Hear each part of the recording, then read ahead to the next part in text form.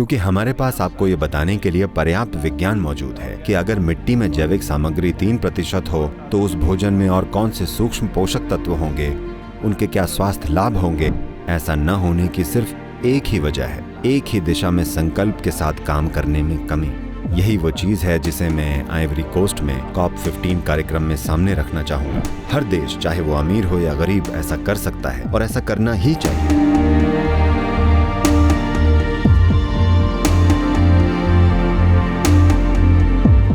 सद्गुरु मिट्टी को रेत बनने से रोकने वाले संगठन UNCCD के सम्मेलन के 15वें सत्र में आपके हिस्सा लेने की उम्मीद है।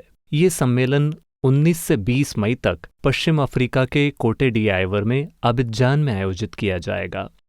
विश्व के लीडर्स, मंत्री, सामाजिक संगठन, विशेषज्ञ, पूरी दुनिया के लोग भूमि और मिट्टी के बहुत महत्वपूर्ण मुद्दे पर चर्चा करने के लिए हजारों की संख्या में अबिजान जाएंगे और हम इस सम्मेलन में आपके हिस्सा लेने का इंतजार कर रहे हैं।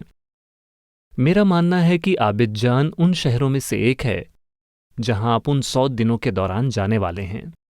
अबिजान में ऐसे संगठनों के सम्मेलन से आप क्या उम्मीद करते हैं और आप वहां क्या हासिल करने की आशा करते हैं? पहली चीज ये कि मैं आपसे और UNCCD में सभी से अनुरोध करूंगा कि आप किसी तरह ज्यादा फोकस ऊपरी मिट्टी पर ले आएं। दूसरी चिंताएं भी हैं, मैं ये नहीं कह रहा हूं कि आप उन्हें छोड़ दें, पर सरल नीतियों की बात हो तो हमें ध्यान इस पर लाना होगा। यूरोपीय संघ के साथ साथ इन 197 देशों से मैं यही अपील करना चाहता हूं कि उदाहरण स्थापित करने के लिए ये एक महत्वपूर्ण कदम है। एक महत्वपूर्ण बात यह है कि किसान को खेत में जैविक या ऑर्गेनिक सामग्री बढ़ाने के लिए प्रोत्साहन मिलना चाहिए। अभी ऐसे कई प्रोडक्ट हैं जिन्हें ऑर्गेनिक या जैविक माना जाता है, तो दूसरे उत्पाद क्या हैं? वो पक्का अजैविक नहीं है, हम ये जानते हैं। तो अगर हम इसका स्तर ही बदल दें, यानी कि खेतों में ऑर्गेनिक सामग्री का एक निश्चित प्रतिशत हो।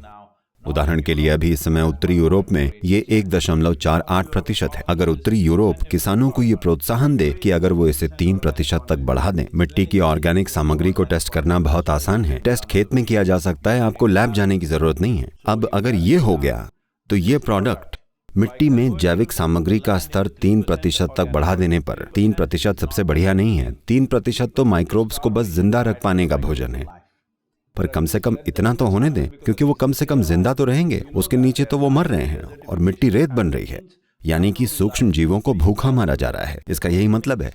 तो कम से कम उन्हें जीवित रखें और जैसे जैसे ये बढ़ता जाए आप उत्पाद को उसकी जैविक सामग्री के अनुसार लेबल करें। इसी दौरान व्यवसाय और उद्योग इसमें जुड़ जाएं और ये तय करें कि किसान को जैविक उपज का फायदा मिले।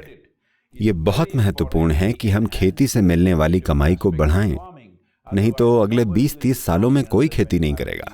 तो एक और बात यह है कि उत्पाद को बाजार में अलग अलग स्थान मिलेंगे, 3%, 4% या 5%, क्योंकि हमारे पास आपको ये बताने के लिए पर्याप्त विज्ञान मौजूद है कि अगर मिट्टी में 3% जैविक सामग्री हो तो उस भोजन में कौन से अतिरिक्त सूक्ष्म पोषक तत्व मौजूद होंगे और उनके स्वास्थ्य लाभ क्या होंगे, वो भोजन किस तरह से रोगों को दूर करेगा।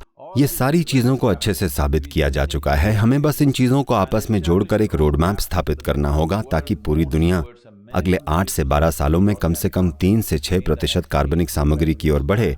ये बिल्कुल किया जा सकता है, क्योंकि अगर आप बस कवर क्रॉप लगा दें, गर्मी या जाड़े में जैसा भी जहां की जलवायु हो, बस जमीन को ढक कर रखने वाली फसलें लगाएं और जोत कर वापस ले आएं। अगर आपने ऐसा किया तो 6 से 8 सालों में ज्यादातर जमीन 3% जैविक कंटेंट पर होगी कम से कम। तो यह असंभव नहीं है, न ही इसमें बहुत ज्यादा पैसा लगेगा। ये केवल एक ही दिशा में काम करने और कमिटमेंट का सवाल है। भारत में हमने ये पाया है कि जमीन को ढकने की कवर क्रॉप को लगाने के लिए अगर सरकार को बीज डालने के लिए सब्सिडी देनी हो, जिससे किसान कोई फसल नहीं लेंगे, जिसे सिर्फ खाद के रूप में इस्तेमाल किया जाएगा, अगर आपको ऐसा करना हो तो इसकी कीमत सिर्फ 450 रुपए प्रति एकड़ होगी, जो कि सिर्फ 5 यूरो या 5 यूरो प्रति एकड़ से भी कम है। ऐसा हर देश कर सकता है। इसके लिए भारी बजट की जरूरत नहीं है। अगर आप 2 से 3 सालों में ये करना चाहें तो थोड़े ज्यादा पैसे खर्च करने होंगे, लेकिन अगर आप इसे 6 से 8 सालों में करना चाहें तो हर देश ये कर सकता है। ऐसा न होने की सिर्फ एक ही वजह है, एक ही दिशा में संकल्प के साथ काम करने की कमी। बस यही बात मैं आइवरी कोस्ट में COP15 में सामने लाना चाहूंगा कि ये 197 राष्ट्र अगर वे इसे इस तरह से देखें कि केवल ऊपरी मिट्टी पर ध्यान केंद्रित किया जाए और इसको लेकर कमिटमेंट हो, तो उसमें ज्यादा पैसा नहीं लगेगा, इसमें कोई बहुत बड़ी तकनीक नहीं लगेगी। हर गरीब और अमीर देश ऐसा कर सकता है और ऐसा किया जाना चाहिए। अगर आप इस दुनिया में और आने वाली पीढ़ियों के भविष्य में रुचि रखते हैं, UNFAO ये कह रहा है कि जो भोजन अभी हम खा रहे हैं, The food that we are eating right now belongs to the unborn child. Yeah. वो अजन्मे बच्चे का भोजन है। अजन्मे बच्चे का भोजन खाना, इससे मेरा दिल बहुत दुखता है। ये ऐसा लगता है मानो हम इंसानियत के खिलाफ एक अपराध कर रहे हैं। तो बहुत बहुत धन्यवाद सद्गुरु। सभी श्रोताओं और दर्शकों को भी धन्यवाद। दुनिया भर से लाखों लोग सद्गुरु को फॉलो करते हैं और हमें आशा है कि वो केवल आपके वीडियो को फॉलो करने के बजाय अपने कामों से आपको फॉलो करेंगे। और हम दुनिया भर के सभी लोगों से ये कहना चाहते हैं कि वे इस प्राकृतिक पूंजी यानी मिट्टी का ध्यान रखें, क्योंकि मिट्टी ही जीवन है, मिट्टी ही हमारा भोजन है, हमारी हवा है, पानी की क्वालिटी है, हमारी सेहत की क्वालिटी है और ये उस पौष्टिक भोजन की क्वालिटी भी है जो हम सभी के लिए जरूरी है। तो मैं आप सभी को आपकी भागीदारी के लिए धन्यवाद देता हूँ। सद्गुरु आपको आपके दौरे के लिए धन्यवाद।